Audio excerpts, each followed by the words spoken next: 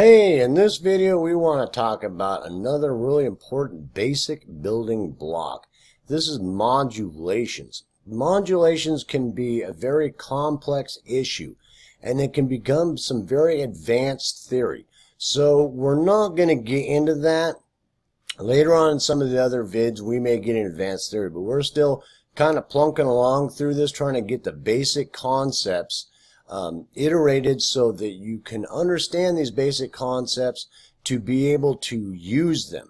How you use them at this point, we've talked about abstract theory, and it mostly boils down to it resolving and it's sounding consonant to you or the group that's creating the music. So that's a very fundamental abstract theory concept that is it's more important in a lot of ways than theory, because where you go outside of the basic theory blocks that you have to work with is very important. That's where most creativity happens. Most genres, most things that you would look as inspirational advances in music and or compositions come from the abstract theory applications, which is basically using the basic building blocks in different ways. And sometimes it may not be theoretical, it's just going where you feel. So, but understanding how to resolve, starting with the basic building blocks and trying to resolve back to some of those foundations is more important. So let's get on to the one. The next one would be modulations. The whole concept of modulations is very simple, and I'm going to explain this in a very simple way, is that you are going from one key to another, and that simple concept can be expanded upon by going from one scale to another. Not only can you be modulating, but you can be moving to a different scale besides a different key. So that concept's real simple to understand, and you can be modulating moving up or going down. So with that concept being iterated that simply, that a little bit better explanation of that is that if you have, let's say you start in A major or G major and you modulate to A major. So you go 3 half steps up, you've got the root of G, and somewhere along the composition you've gone up 2 half steps, to A major. And now you're playing in the key of A major. That's a very simple concept. Or you could be going down to E major. Or you can be going to one of the other modes. You could be modulating from, let's say, G major and modulating up to A, but modulating up to A mixolydian mode. So A mixolydian would be what? If you were looking at A mixolydian is going to be the key of D, because you'd have Iolian from D, you'd have Lydian would be here, and mixolydian would be the A. So it'd be A mixolydian. So you'd be changing from one major key to another, but you'd be changing from you're doing a modal change. That is a modulation in itself. You're going from G major to the key of D, but you're actually modulating from G major Ionian mode to the A major mixolydian mode. Then we've talked about modes and scales and keys enough to where by now that concept should make sense, because it's very simply I'm going from I'm playing a G major and I'm playing the Ionian mode over it.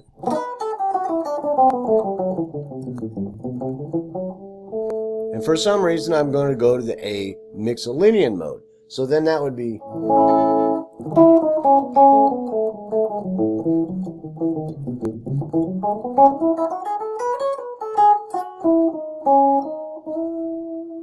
now that concept is very simple to understand. So you understand that I've modulated from G to D, changed key from G to D, but I've also incorporated a modal change to where I'm going from G major Ionian first mode and I'm modulating the key of D, but I'm actually going to A major mixolydian.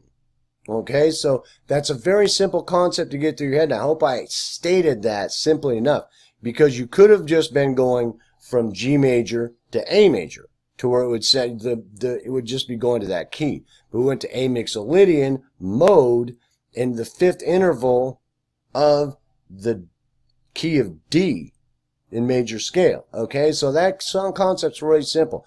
Another one would be changing to a different scale. So let's say that I'm going from, A major, Ionian,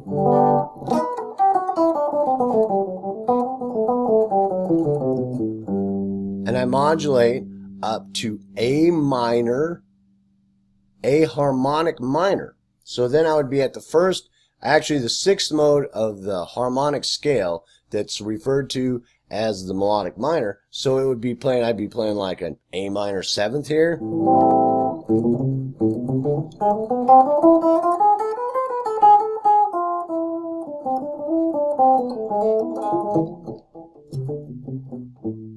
Back to that G. Now, I didn't try to get real elaborate and make it real showy, because I just want the concept, the very simple concept of modulation, what that is, to sink in.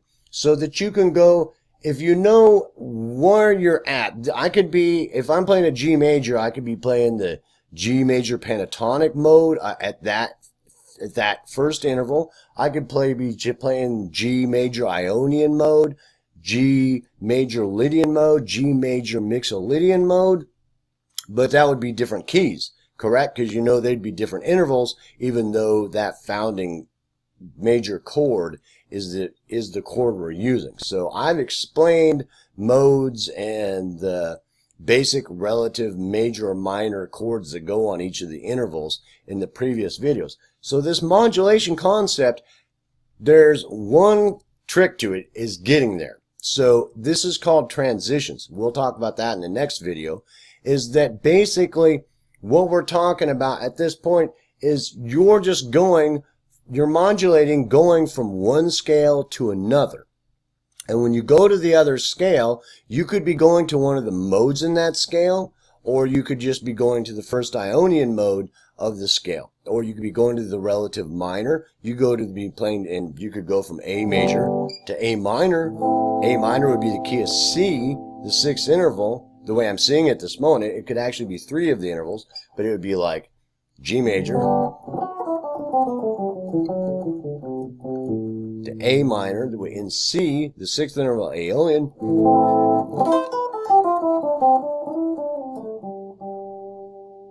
Does that make sense? And modulations can be hard sometimes because you have to really work on it sounding consonant and fluid and sounding like it's resolving well into the modulation. And that can be part of the transition work that you do that's helping move from one key to the next.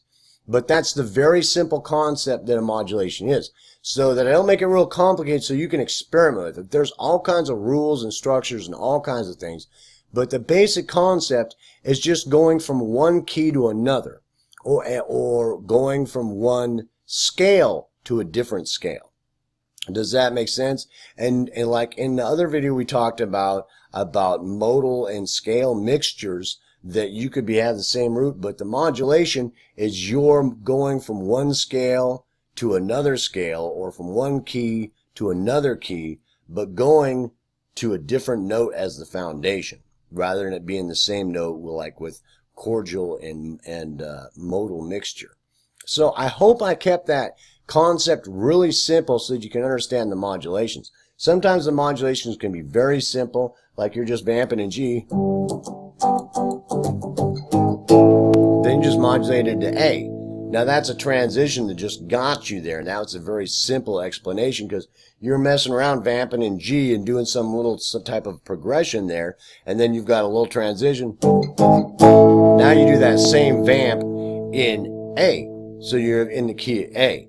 And that's a real simple explanation of the transition, but getting from one key to the other during the modulation process is key. And how you change from one key to another is called a transition. So how you transition to the other key can be very personal as far as your creative style and what kind of genre music you're playing, how you or the group might be feeling about, how that transition should sound or what you're trying to do with the transition, how complicated it might be or how simple it might be. But the actual modulation itself is just changing from one key to another key, or changing from one scale to another key at a different root tone, instead of the modal mixture and chordal mixture like we talked about in the last video. So it's a very simple concept to get in your head, and like I said, I want to keep it real simple so that just the concept sinks in. It's a tool and a building block in abstract theory concepts that's very useful, because sometimes you might be playing something in the key of G,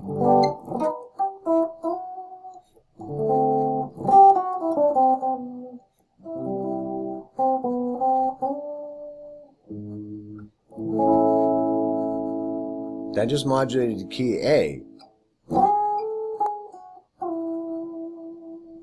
Does that make sense? So I was just messing around in G with this chord, and this chord, and then I use this transitional note as like a walking into the key of A. Does that make sense? And because in the Ionian mode of A. So that concept can be very complicated, and it can get very, at first look, the concept goes, it's like, well, what would I use it for?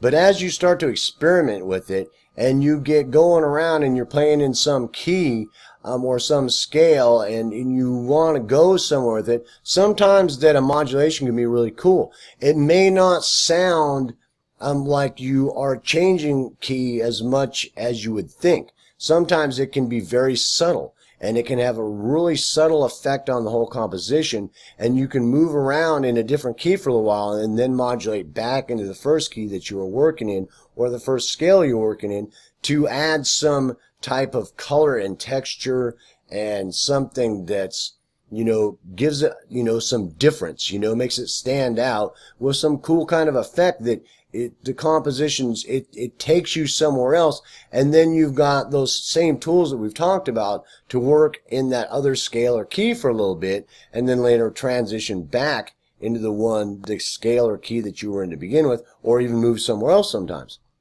So it's a very simple concept to get through your head, and I tried to keep that as simple as possible so I didn't confuse you with a lot of theoretical jargon or anything like that. Just the basic concept, so that you could understand when you modulate what is happening there and the tool that is, so that you can utilize that.